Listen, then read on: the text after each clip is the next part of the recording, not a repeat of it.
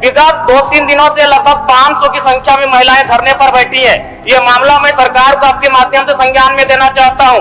अगर सरकार संवेदनशील है, क्योंकि लॉ एंड ऑर्डर की बात करती है, ये सामाजिक न्याय की बात करती है, विधि कानून की बात करती है, तो भारतीय संविधान आर्टिकल 14 कानून के समय सबको बराबरी की बात करता है। एक डीएसपी घायल हुए, आपने लॉ एंड ऑर्डर को हाथ में लिया, डीआईजी आईजी ने मार्च किया, डीएसपी ने संज्ञान में लिया, डीसी घटनास्थल पर गई, लेकिन जब ग्रामीणों को पीटा जाता है, जब ग्रामीणों की जमीनों को जबरन लिया जाता है, कानून अपनी प्रतिक्रिया क्यों नहीं देता अध्यक्ष महोदय? इसलिए मैं गंभीर मामला अपने संज्ञान में देना चाहता हूं।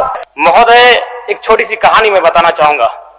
एक महिला थी, उसकी छोटी बच्ची जिसकी उम्र 5 वर्ष थी, वो अपनी मां से आकर पूछती है कि मां, छोटे भाई का मृत्यु कब होगा?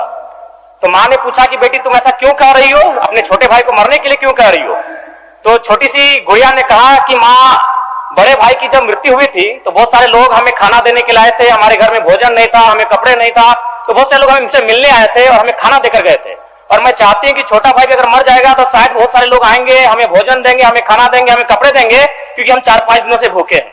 महोदय, आज यही भाव कोयलांचल के हर एक रैयतों के घर में है कि जब भी हमारी जमीनों का अधिग्रहण होगा, जब कोई कंपनी हमारी जमीन का अधिग्रहण माइंस के लिए करेगी, और जब माफियाओं के द्वारा उन पर लाठीचार्ज होगा, उनके लठेट के माध्यम से उन पर हमला होगा, तो कोयलांचल के रैयत चाहते हैं कि साथ साथ में 2-4 IAS IPS को भी चोट लगे। क्यों लगे?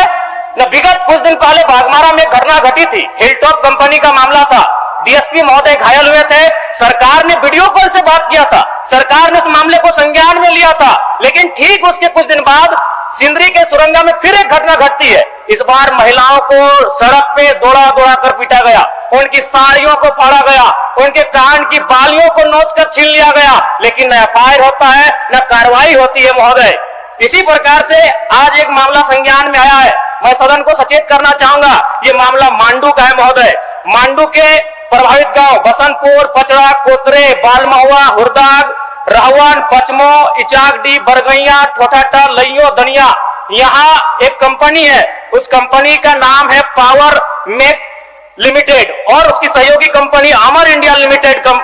इनके माध्यम से खनन का कार्य होना है। अध्यक्ष महोदय, विगत 2-3 दिनों से लगभग 500 की संख्या में महिलाएं धरने पर बैठी हैं।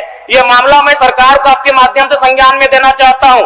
अगर सरकार संवेदनशील है, क्योंकि लॉ एंड ऑर्डर की बात करती है, ये सामाजिक न्याय की बात करती है, विधि कानून की बात करती है, तो भारतीय संविधान आर्टिकल 14 कानून के समय सबको बराबरी की बात करता है। एक डीएसपी घायल हुए, आपने लॉ एंड ऑर्डर को हाथ में लिया, डीआईजी आईजी ने मार्च किया, डीएसपी ने संज्ञान में लिया, डीसी घटनास्थल पर गई, लेकिन जब ग्रामीणों को पीटा जाता है, जब ग्रामीणों की जमीनों को जबरन लिया जाता है, कानून अपनी प्रतिक्रिया क्यों नहीं देता अध्यक्ष महोदय? इसलिए मैं गंभीर मामला आपके संज्ञान में देना चाहता हूं। महोदय, भारतीय संविधान आर्टिकल 301 कहता है, क्योंकि इससे पहले जो जमीन का मामला था वो हमारा मौलिक अधिकार था, लेकिन संशोधन करते हुए इसे 300A में डाला गया है। वर्तमान में हमारा मौलिक अधिकार न होकर संवैधानिक अधिकार है अध्यक्ष महोदय। और वो क्लाउज कहता है कि जिसके पास भूमि नहीं है, सरकार उसे भूमि आवंटित करेगी, लेकिन यहाँ दुर्भाग्य इस राज्य का कि जिनकी भूमि है, सदियों से, हजारों वर्षों से भूमि पर वो जोत-खोड़ करते हैं, और आज लगता है कि ब्रिटानिया हुकूमत बरकरार है, ईस्ट इंडिया कंपनी का शासन इस राज्य में बरकरार है। आज इसी प्रशासन के जोर पर आज उनकी जमीनों का जबरन अधिग्रहण किया जाता है। मांडू का मामला को संज्ञान में लीजिए, सुरंगा का मामला संज्ञान में लीजिए, भौरा का मामला संज्ञान में लीजिए अध्यक्ष महोदय, क्योंकि रोज रोज आपके डीएसपी घायल होने का इंतजार मत कीजिए। विधि के समक्ष अगर सब बराबर है तो रेतों को भी जान जाती है, रेतों को भी चोट लगता है। इस मामले को संज्ञान में लेंगे महोदय।